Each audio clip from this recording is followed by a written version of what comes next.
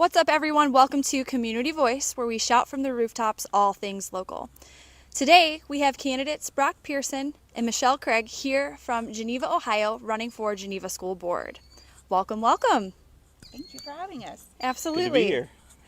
All right, so firstly, I want to talk about how to vote. My understanding is we the people can vote both of you onto the board. So when that happens, are we voting people off of the board? Are we making the board bigger? Can each of you touch on that?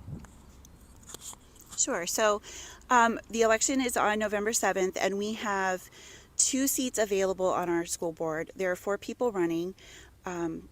Calusi, Mrs. Fisher, Brock, and myself. And so 2 of us will get elected. The seats that are available are held currently by Sally Fisher and Amber Metzler. All right. So you can just hold on to that. Okay. What's the school board member's role and responsibility, and how does that differ from the superintendent? Want to start off? Yeah, so the school board members typically, they are the ones who can create or amend policies that the superintendent has to follow. They also are the people who kind of at the very top decide on things like contract negotiations for teachers, maybe making a contract modification for something like bus drivers who maybe could be paid a little bit more in the interim while we're facing a busing crisis. Or nursing. Yeah, or nursing, which we saw right out of the pandemic. We had kids that they weren't really being affected by the pandemic so much as they had other conditions that they really needed eyes on them, and in some cases teachers and secretaries were burdened with that. The board could make changes in that respect, working with the different aspects of the collective teachers and the collective staff to come up with a better solution. And why we are running is we think that there are some better ways that we could do it, not necessarily changing anything, but actually following some of the policies and procedures that at least I feel the board currently is not. And I would add to that, we're looking, as a board member, you're elected by the community, and you have an allegiance to the people that have elected you to represent their concerns, their questions, their feelings. And I think currently, the mantra has been that, we've heard this every month. This is a meeting in public, not for the public, and we're one of 5. And that's true. It is true. However, somewhere along the line, we've lost that community connection with the people that have voted, those very individuals that are telling everyone, we're not here to represent you. We're here to run this agenda. You can come, but you're not allowed to do this and you're not allowed to do that. I think it bears noting as well that the superintendent works for the Board of Education. And that doesn't mean that it's a tyranny, but this person, it's conversations that happen over and over and over again, and the board's job is to bring the community concerns into the superintendent, and the superintendent's job is to hear and listen to what the community is feeling and seeing and needing, and then respond accordingly. And Brock and I will be the first to tell you, we're not always going to say everything that everyone wants to hear, but we're willing to have conversations and we're willing to listen to people. So I think that's a huge piece of this puzzle right now in Geneva. Yeah, and I would even piggyback on that. Michelle and I don't even agree on everything. Correct. But we can come to first an understanding where we explain something in better detail, and then we kind of hash it out where I'm like, okay, I'm still just not getting it. Like, what's going on? And I think that the other party that we need to bring in conversations like that are the people. I think the biggest thing we see is the board currently keeps saying, well, these are our decisions and they're the best. Well, my question is, who did you talk to? Who asked you to do the current thing that you're doing? Because at the end of the day, we're out here asking people, hey, will you trust me to make this decision for you? How are we going to be credible? And I think that the biggest thing that Michelle really has inspired me to make sure that we talk about is accountability. This isn't, we get to do whatever we want when we're elected. We still have to answer to the people. And then the last piece of it for me is serving kids. I've said this literally every single month. As a teacher myself, our job is to serve the children and the families in our district. And with the things that have happened over the past 2 years, I can cite many, many examples where children and families have not been served. The lack of nursing, yes, are we in a teacher shortage? Absolutely. But there's a reason that we are in a teacher shortage here in Geneva, and it's because the culture is rough. Our teachers don't feel safe, they don't feel secure, they feel like they are constantly in the crosshairs, and we want to change that feeling, that those emotions. We want people to be here. We want this district to be a destination district again. Yeah. So Great insight. Thank you. Why are each of you running, and what are your qualifications? So my entire family has been in the school district. Quite literally, I was raised in Geneva Elementary. I mean, my entire life. So from 1992 until 2000 and probably 12 or 13 at the New Rosenberg district. My grandmother was the treasurer. My mother is a teacher at Ausenberg, and I love Geneva schools, and that's why I'm so interested in it. I don't think that being related to teachers is a qualification. But what I do think is a qualification is, I do have a degree in both English as well as legal studies from Lake Erie College. It is a Bachelor of Science. I did take additional credits. I focused heavily on contract law, business law, and litigation. I currently work at one of the top plaintiff side law firms, negotiating well over $8 million contracts daily. I think that helps us do things like look at the language and policies that we have in place. I think it's important to work with our council on the board, the existing council, to come up with solutions for parents that allow their kids to be served. I have talked to countless parents, such as Michelle has as well, some in an eye view of this exact location, about what it looks like for a student with an IEP or a 504 to not receive care. And when I look at that in some of the cases that we've litigated, specifically with parents that have students with those needs, I think I understand it a little bit more all the way up to Title IX. And when I was looking at some of Geneva's rules, I noticed that some of the things that were going on were parents were stopped preemptively before they had a chance to actually be represented. correct. And I kind of went, whoa, that's pretty intense. You're getting a letter saying, this is the stop. No, it's not. Keep going. And it seemed like the parents were really disheartened. And I was like, no, here's a resource for you. When I realized that hole existed, I said if no one else ran before 2023, that I'd put my hat in the ring, even though I really didn't want to. So as we continue, forward, I think my background with specifically plaintiff side litigation and employment law, as well as just the fact that I was raised by Geneva schools, I feel like I could be on this board. So much of the same. I was raised in Geneva area city schools. I went to Cork Elementary, K through 6, and then through the high school, graduated in 1993. Moved away for a little while, came back, but even when I moved away, I, in college, did my student teaching here. I have a bachelor's degree in early childhood education, and my master's degree is in curriculum instruction and assessment. So I've taught for 25 years at Maplewood Local Schools. I feel that I am a little versed, probably more than most, about what happens in schools and how we could do things a little bit better. A lot of the things that we do here are under the guise of, well, we've always done it this way. Well, okay, but we have to have, better practice. We have to rise to the occasion, look around, see what our neighbors are doing. Is it working? Is it not working?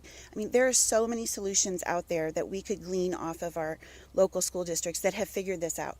We don't have to reinvent the wheel, but we do have to have conversations. We have to talk to people, we have to listen to what they're saying, and we have to act upon that. And I think having that viewpoint as a teacher who's been in public education my entire career, I could bring a little bit more to the table as far as, IEPs, 504s, how we're serving kids, language. What do you need to have in that document so that your child is served appropriately?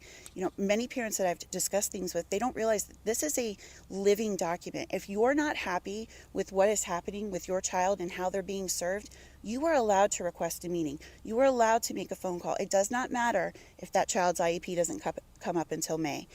It's a living document. If you have a concern, you have a right to have a conversation. So, I just want to see best practices here. And I keep going back to, serving kids, best practices, and to bring this district back to where it was, when I was a student here. I moved back here because I wanted my kids to be here, because of the experience I had at Geneva schools. And I'm going to say, it's rough. It's rough right now. And I ran for a position on this board before. 50 votes was the difference between me and Mrs. Fisher. So looking back at some of the things that I said 4 years ago, it's even more magnified now. And I'm looking forward and hoping for the privilege of the community's vote so that I can get in there and with Brock and change some things. So. And just to be clear for both of us, and I usually don't speak for you, but I will on this, we both we noticed the issues probably in 2013, and we really trusted, good people to step up in the community and kind of fix them, starting with, some of the stuff with Spire and the board office back that far back. Yes. And that has been a slow burn until now, so we don't want anyone to think that, we're just picking on one point of the timeline. Oh, absolutely. We had eyes on it the whole time, but it's like when you watch your kid take its first steps and you see him about to hit the ground. This time, I think we felt we had a duty to step in. Absolutely. So. Absolutely. Typically, when people run for a political position, they believe there is a change that needs to be made. In this case, for each of you, and if so, can you identify that change and how you plan to implement it? Do I get this one? Go ahead. I'll jump in one. So the biggest thing for me as far as what change needs to be made is the public needs to feel like they are welcome in these meetings. I'm not trying to platform people that are going to be screaming from the rooftops or being dismissive or interrupting people, but to be blunt, we've already seen people at this board, for instance, this is a real example.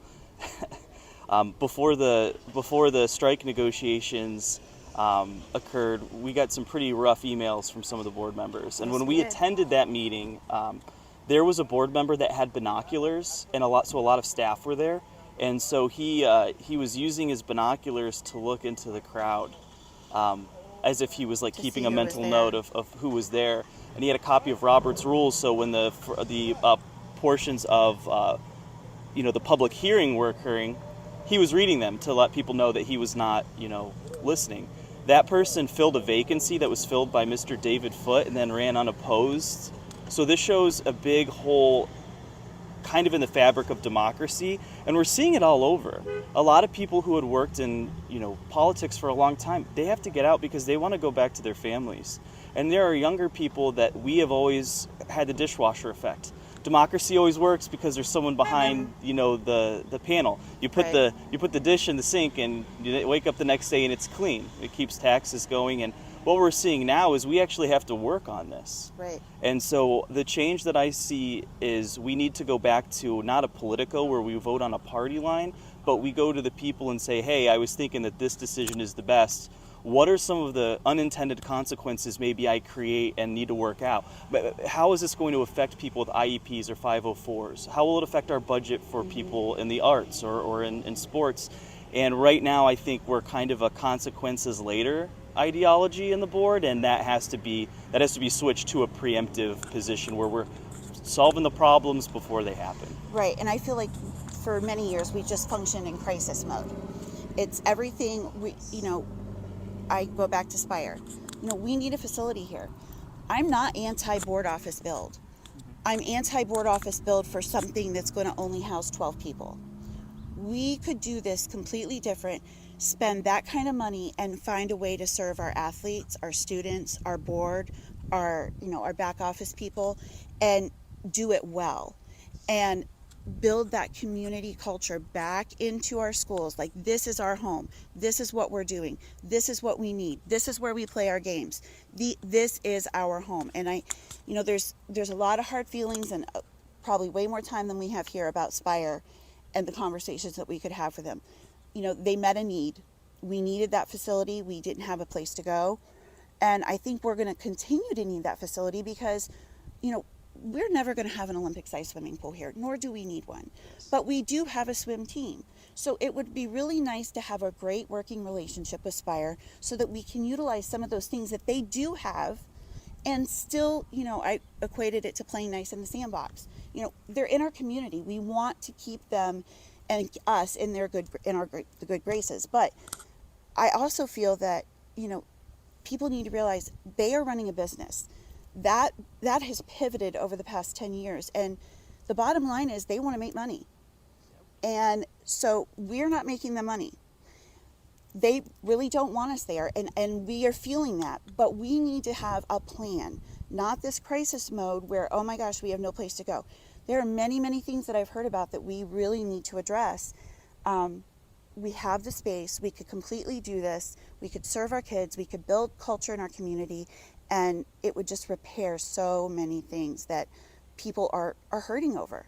And we've had a lot of conversations over this past week about emotion, and people are very emotional about Spire, and people are very emotional about this board office. But I'll tell you that emotions are what drive conversations and decision making, and that's when you really get to the meat and potatoes of what people want and need, and then we come together as a community and a team and we figure it out. Yep. And we do it.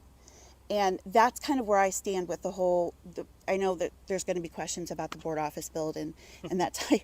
I mean, again, not a real big fan. We could definitely find a better way to use those funds and serve more people. Absolutely. Well, thank you both for being here. Awesome. Thank you so much for having us. Absolutely. We really appreciate this. Of course. You heard it here, folks. Remember to vote November 7th. My name is Laurisa, your community voice host and community-driven realtor. That's all for now. Take care and shop local.